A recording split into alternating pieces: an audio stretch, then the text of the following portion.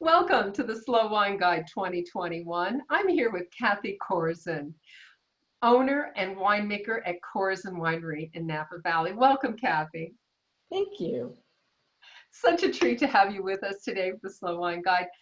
Can you please share with us a little bit about the 2017 vintage? Because we've got three 2017 wines in the guide for you this year. 2017 was one of the most challenging vintages that I have ever encountered, but it's also turned into some of my favorite wines. So Was it more difficult than 2010, 2011?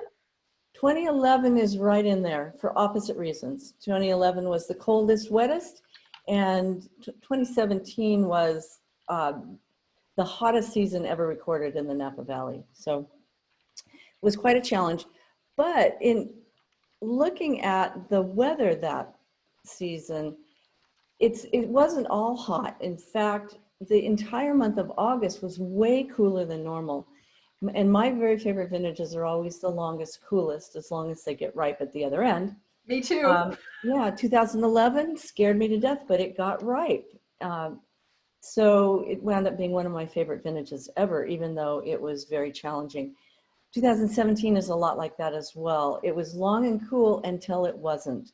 So it was a cool July and then a very cool August, which is the bulk of the ripening season. Mm-hmm. And then at the very end of August and the very beginning of September, we had a huge heat spike, the longest, biggest heat spike we've ever had.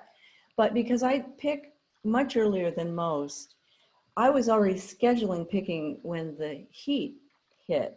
And so rather than picking the grapes over a couple of weeks, I sat down and scheduled picking for 9 days straight and basically got the entire crop in beautiful condition before the heat could cause a problem. So that explains why the wines have such great natural acidity and wonderful complexity and juiciness.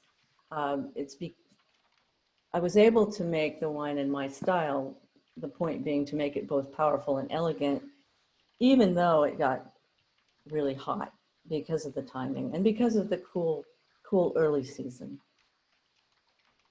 That is a fantastic insight into a truly challenging vintages. I've heard it described a couple of different ways, but it sounds like you applied some best practices that you had seen from previous vintages and knew when to pull the trigger, right? Absolutely, yeah. I've picked a few vintages. Just a few, just a few.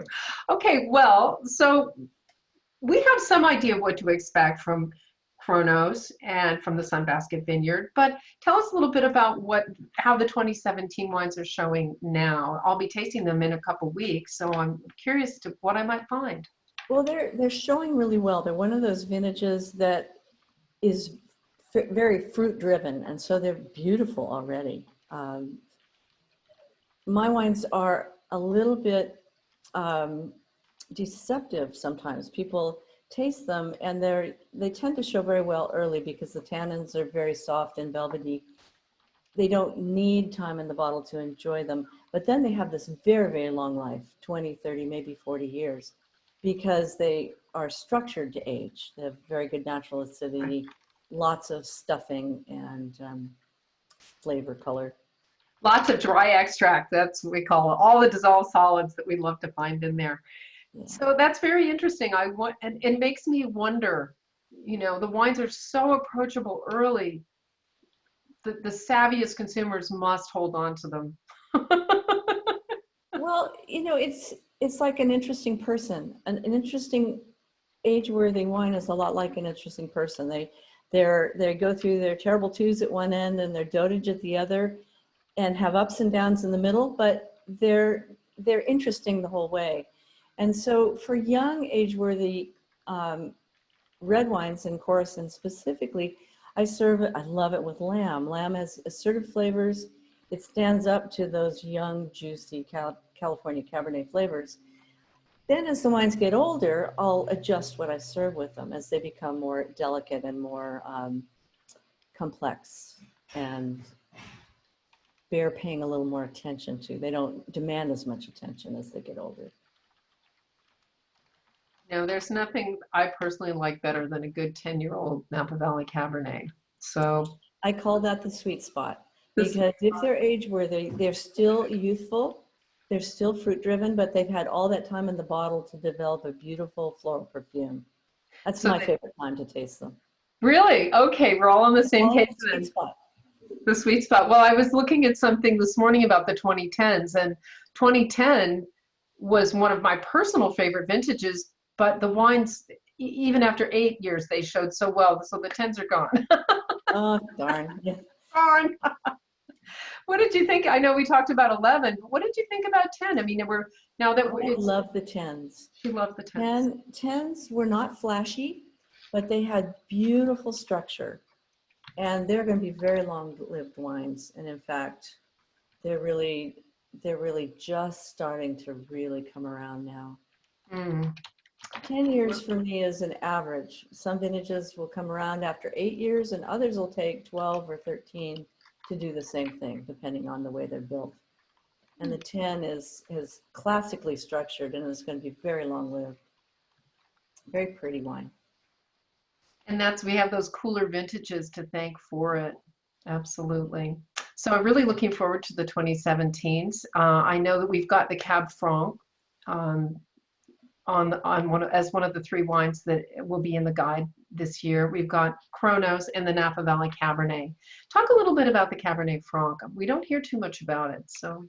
We just make a little bit of Cabernet Franc. It's from our Sunbasket Vineyard, which is a vineyard that I've sourced for nearly 30 years. For a very long time, I shared that vineyard with Schaefer. They would take the Franc and I would take, and then we'd split the Cabernet. They became all estate at one point. I started to take all the grapes. So quite a while ago, started to make that little bit of Cabernet Franc. Now we have the great good fortune to own the vineyard. We call it Sunbasket. And now we vineyard designate the little bit of Cabernet Franc. And Cabernet Franc can be a challenge in Napa because it wants to grow too much and it wants to fruit too much.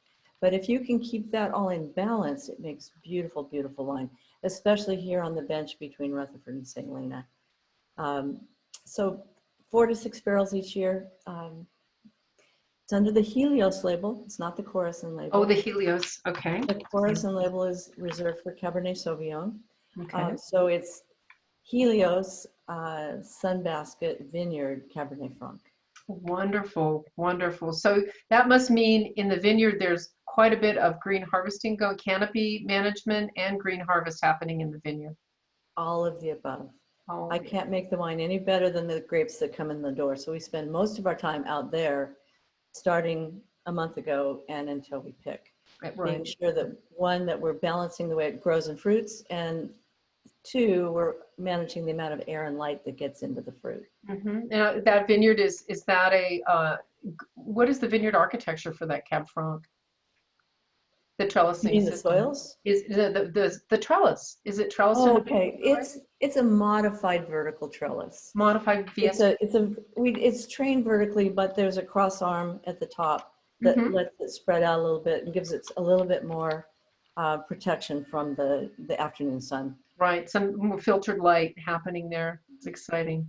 Well, I know our Cabernet Franc lovers are going to be eager to get to know this wine. Great, I want to thank you for being with us today, Kathy. Really appreciate it, and welcome to the Slow Wine Guide.